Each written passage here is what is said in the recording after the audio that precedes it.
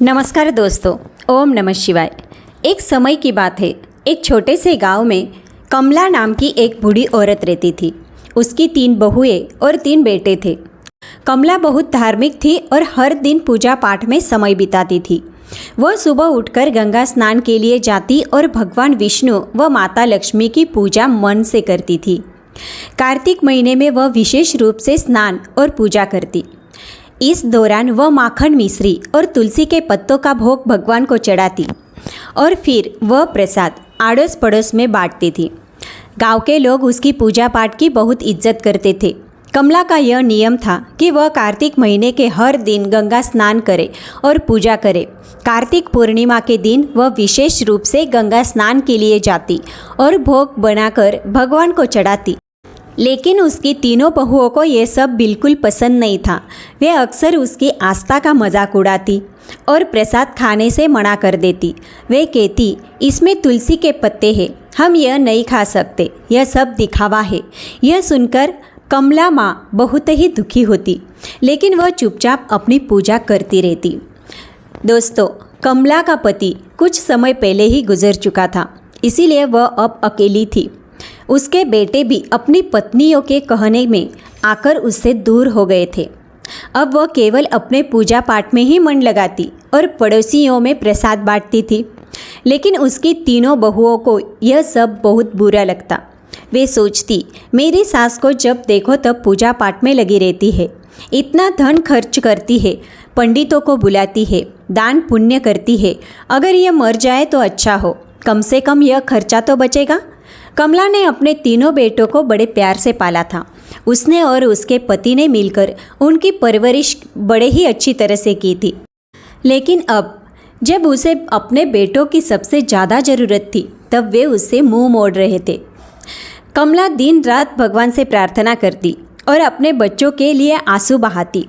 वह सोचती, हे भगवान, मैंने तो कभी किसी का बुरा नहीं किया, फिर मेरे साथ ऐसा क्यों हो रहा है। एक दिन कमला भगवान विष्णु और माता लक्ष्मी के सामने बैठी प्रार्थना कर रही थी। उसकी आंखों में से आंसू आ रहे थे और वह भगवान से कह रही थी, हे भगवान, मुझे इस दुख से मुक्ति दिलाओ, मेरे बच्चों का भला करो और उन्हें सही रास्ता दिखाओ। इस तरह कमला ने अपने पूजा पाठ और दान पुण्य के नियमों को छोड़ा नहीं। लेकिन उसकी तीनों बहुओं ने ठान लिया था कि वे अब इस घर में नहीं रहेंगी और बंटवारा करके अलग हो जाएंगी। वो सोचती, अगर हम अलग हो जाएंगे तो अपनी मर्जी से रह सकेंगे और सास की पूजा पाठ के खर्चे से भी बच जाएंगे। एक दिन तीनों बहुओं ने आपस में बात की और बंटवारे की योजना बनाई। उन्होंने अपने पतियों से कहना शुरू कर दिया।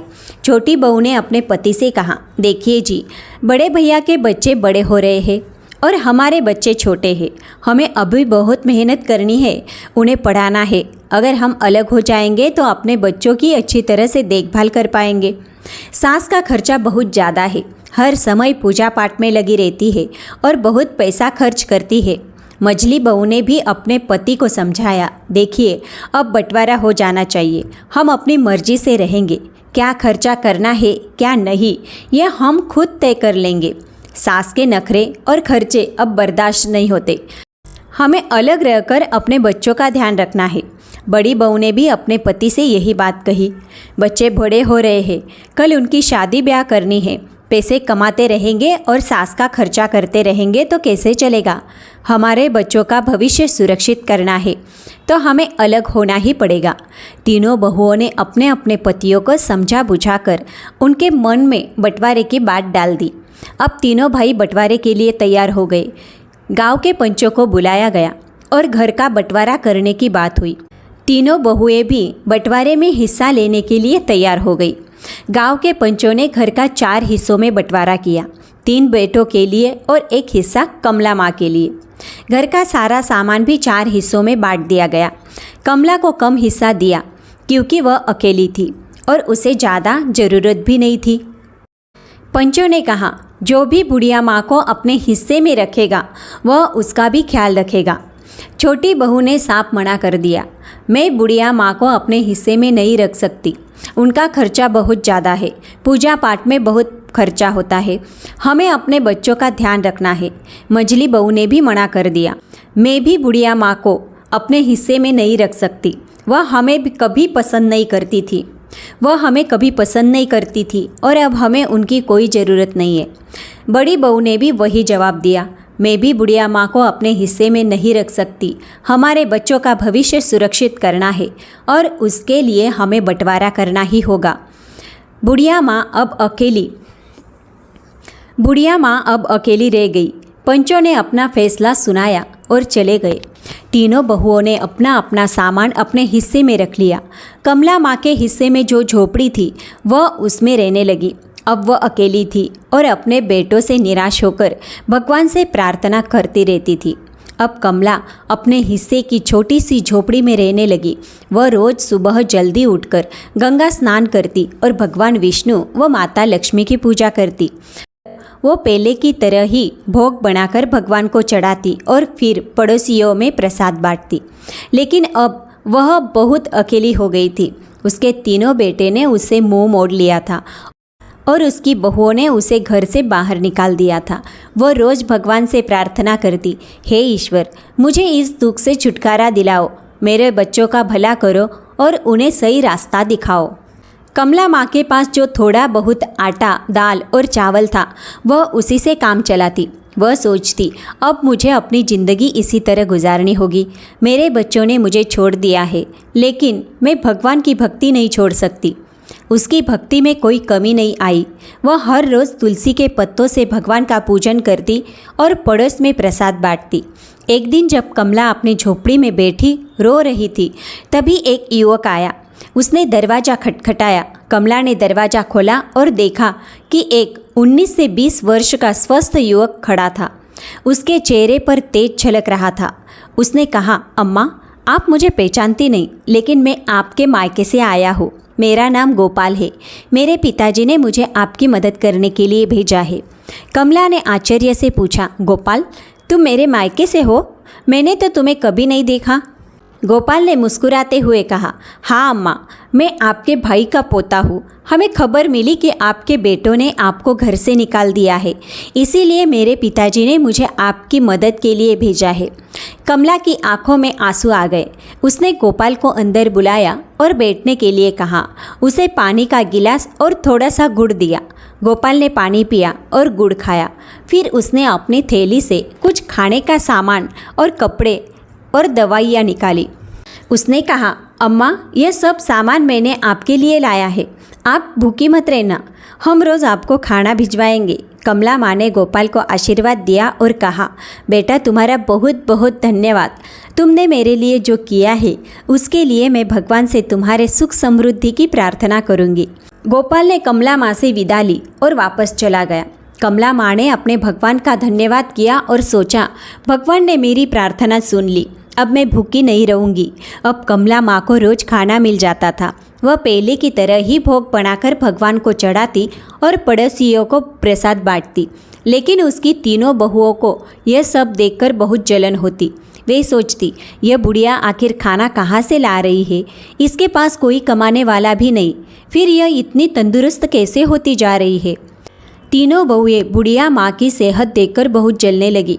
वो सोचती, बुढ़िया को हमने इसीलिए अलग किया था कि वह भूखी प्यासी रहकर जल्दी मर जाए, लेकिन यह तो और तंदुरुस्त होती जा रही है। एक दिन बहुओं ने फैसला किया कि वे बुढ़िया की झोपड़ी में जाकर पता लगाएंगी कि वहाँ क्या हो रहा है। अगले दिन जब बुढ़िया माँ गंगा स्नान के लिए गई हुई थी, तीनों बहुएं उसकी झोपड़ी में घुस गई। वहाँ उन्होंने देखा, टोकरी में दाल, चावल, आटा, मसाले, सूखे मेवे और कई तरह का अच्छा खाना रखा हुआ था। बहुएं हैरान हो गई। वे आपस में बातें करने लगी। बड़ी बहू बोली, यह बुढ़िया तो बहुत चालाक निकली। हमें लगता था कि यह भूखी प्यासी मर रही है, लेकिन यहाँ तो हर चीज़ का भंडार है। मझली बहू बोली, इसने ज़रूर हमारे घर से चोरी करके यह सब जमा किया है। हम काम में लगे रहते हैं और यह चोरी छिपे अपना घर भरती रही। अब इसे सबक सिखाना ही होगा। छोटी बहू बोली, हाँ, हमें इसे मज़ा चखाना चाहिए। देखते हैं इसने क्या क्या जमा कर रखा है। तीनों बहुएं झोली भर भर कर सामान अपने घर ले जाने लगी। जैसे ही उन्होंने खाने का सामान उठाया, उन्होंने देखा कि उसमें तुलसी के पत्ते हैं। यह देखकर वे और भी क्रोधित हो गई। गुस्से में आकर उन्होंने तुलसी के पत्ते नाले में फेंक दिए और सामान उठाकर बाहर जाने लगी। तभी एक अजीब घटना घटी। तीनों बहुओं ने देखा कि उनके हाथ पांव धीरे धीरे नेवले के पंजों में बदलने लगे। वे डर गई और चिल्लाने लगी, लेकिन कोई उनकी मदद नहीं कर पाया। कुछ ही पलों में तीनों बहुएं नेवली बन गई। गांव में हड़कंप मच गया। बच्चों और पतियों ने जब यह देखा तो वो हैरान रह गए। बच्चे चिल्लाने लगे, मम्मी नेवली बन गई है, पापा देखो मम्मी को क्या हो गया। तीनों बहुओं के पति समझ नहीं पा रहे थे कि यह कैसे हुआ। उन्होंने कोशिश की कि उन नेवलों को घर से बाहर भगाए, लेकिन वे घर छोड़ने को तैयार नहीं थी। वे अपनी भाषा में कुछ समझाने की कोशिश कर रही थी, लेकिन कोई उनकी बात नहीं समझ पा रहा था। बच्चे रो रहे थे और पतियों को भी रोना आ रहा था। उन्होंने अपने बच्चों को संभालते हुए कहा, चलो अब कुछ नहीं किया जा सकता, हमें माँ का इंतज़ार करना होगा, शायद वही कुछ हल बता सके। गांव के लोग भी इकट्ठा हो गए और सोचने लगे कि यह अनहोनी कैसे हो गई। सबने कमला माँ की वापसी का इंतज़ार करने का फैसला किया। कमला माँ को अब अपने रोज के जीवन में थोड़ी राहत मिल रही थी। गोपाल रोज खाना लाकर रख जाता था और कमला माँ भगवान को भोग लगाकर पहले की तरह प्रसाद बांटती थी, लेकिन उसे इस बात का कोई अंदाज़ा नहीं था कि उसके घर में क्या हो रहा है। उसे यही लगता कि सब कुछ पहले जैसा ही चल रहा है। इधर तीनों बहुएं नेवली बनकर घर के आंगन में बैठी थी। उनके पतियों और बच्चों को घर का सारा काम करना पड़ रहा था। वे बहुत परेशान थे और अपनी माँ की वापसी का इंतज़ार कर रहे थे। गांव के लोग भी इस अजीब घटना से हैरान थे। हर कोई यही कहता कि यह सब कमला माँ की भक्ति और उसकी तपस्या का फल है। एक दिन गांव के कुछ लोगों ने कमला माँ को गंगा स्नान के लिए जाते देखा।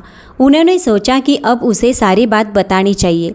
वे उसके पास गए और बोले, माई, तुम्हारे घर में कुछ अजीब हो रहा है। तुम्हारी तीनों बहुएं नेवली बन गई है।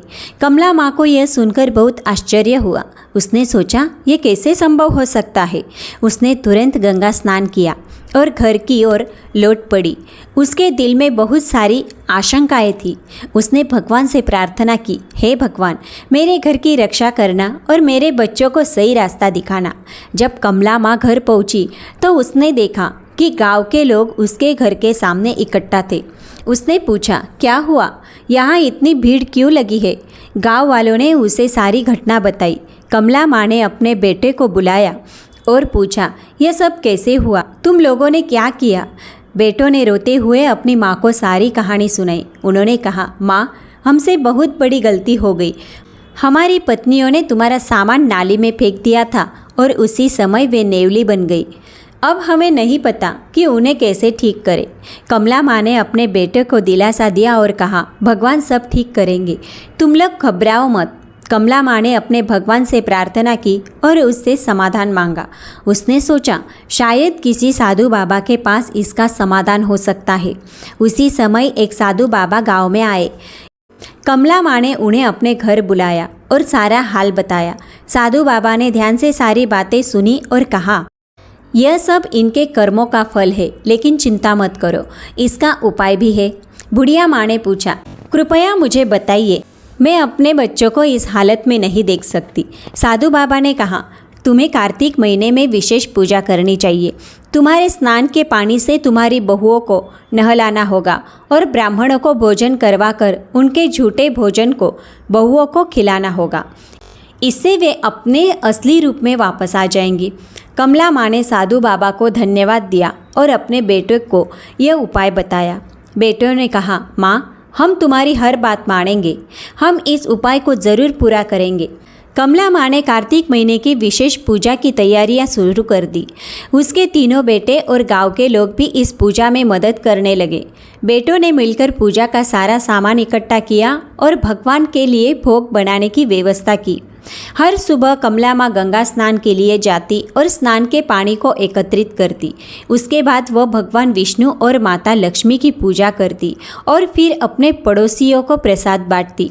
इस बीच तीनों बहुएं अभी भी नेवली के रूप में घर के आंगन में बैठी रहती। उनके पतियों और बच्चों को घर का सारा काम करना पड़ता था। बच्चों को अपनी माताओं को इस हालत में देखकर बड़ा दुख होता। दादी, माँ कब ठीक होंगी? हमें हमारी माँ वापस चाहिए। कमला बच्चों को दिलासा देती और कहती, बेटा भगवान सब ठीक करेंगे, तुम लोग धैर्य रखो और प्रार्थना करो। बच्चों को शांत करने के लिए वह उन्हें कहानियाँ सुनाती और उनके साथ समय बिताती। कमला ने पूजा के लिए 5 ब्राह्मणों को बुलाया। बेटों ने भी अपनी ओर से 5-5 ब्राह्मणों को बुलाया। इस प्रकार कुल 21 ब्राह्मणों को आमंत्रित किया गया। ब्राह्मणों के लिए विशेष भोग तैयार किया गया। कार्तिक पूर्णिमा का दिन आया और कमला ने अपने बेटों की मदद से ब्राह्मण भोज की तैयारी की। सुबह सुबह सभी ब्राह्मणों को आमंत्रित किया गया और उन्हें विशेष पकवान बनाकर खिलाया। ब्राह्मण भोज के बाद कमला ने सबके पैर छुए और भगवान से प्रार्थना की, हे भगवान, मेरी बहुओं को उनके पूर्व रूप में वापस लाओ। मेरे कार्तिक स्नान और पूजा का फल उन्हें मिले। ब्राह्मणों ने तृप्त होकर भोजन किया और कमला माँ को आशीर्वाद दिया। उन्होंने कहा, माई, तुम्हारी पूजा और तपस्या सफल होगी। भगवान तुम्हारी प्रार्थना अवश्य सुनेंगे। ब्राह्मण भोज के बाद कमला ने तीनों बहुओं को बुलाया।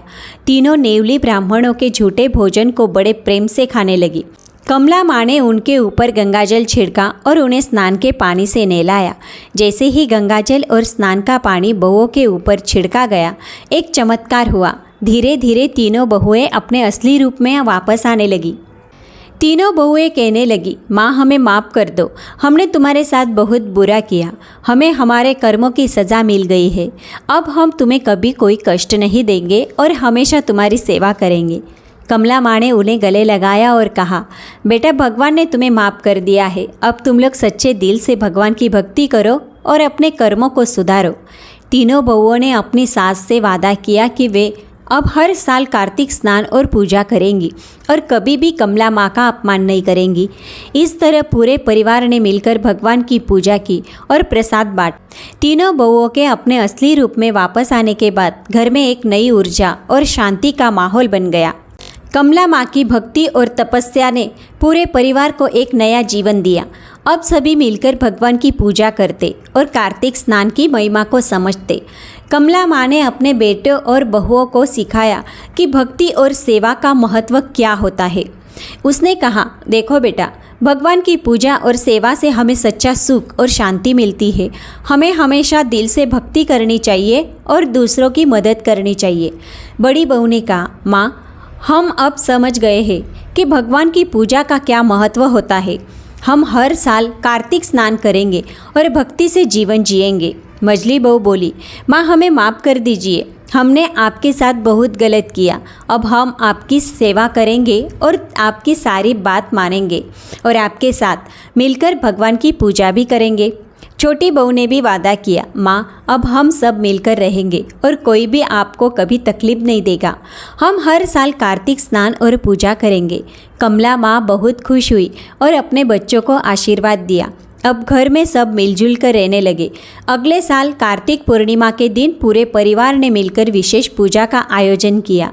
घर को अच्छे से सजाया गया और भगवान विष्णु व माता लक्ष्मी की विशेष आराधना भी की। तीनों बहुएं सुबह सुबह उठकर गंगा स्नान के लिए गई और स्नान के बाद भगवान का भोग तैयार किया। कमला माँ ने सभी को सिखाया कि कैसे तुलसी को पत्ते का उपयोग करना है और भगवान का भोग लगाना है। उसने कहा, तुलसी के पत्तों में दिव्य शक्ति होती है और भगवान को यह बहुत प्रिय है। हमें सच्चे मन से पूजा करनी चाहिए और भगवान का भोग लगाना चाहिए। तीनों बहुओं ने पूरी श्रद्धा के साथ पूजा की और भगवान का भोग लगाया। उसके बाद सभी ने मिलकर प्रसाद बांटा और गांव के लोगों को भी बुलाया। गांव के लोग भी कमला माँ की भक्ति और तपस्या की तारीफ करने लगे। भगवान की कृपा से अब परिवार में सुख समृद्धि आने लगी। तीनों भाइयों का व्यापार अच्छा चलने लगा और घर में खुशियों का माहौल बन गया। अब तीनों बहुएं भी अपनी सास की सेवा में लगी रहती और हर काम में उनकी मदद करती। तीनों भाइयों ने भी अपनी माँ से वादा किया कि वे अब कभी भी उसे अकेला नहीं छोड़ेंगे और हमेशा उसकी सेवा करेंगे। वे सब मिलकर हर त्योहार और विशेष अवसरों पर भगवान की पूजा करते और प्रसाद बांटते। कमला माँ का जीवन अब पूरी तरह से बदल चुका था। उसकी भक्ति और तपस्या ने पूरे परिवार को एक नई दिशा दी। दोस्तों, आपको आज का वीडियो कैसा लगा कमेंट में ज़रूर से लिखिएगा। अगर वीडियो थोड़ा भी पसंद आया हो तो ओम नमः शिवाय और भगवान विष्णु का नाम लिखना मत भूलिएगा। चलिए मिलते हैं अगले वीडियो में।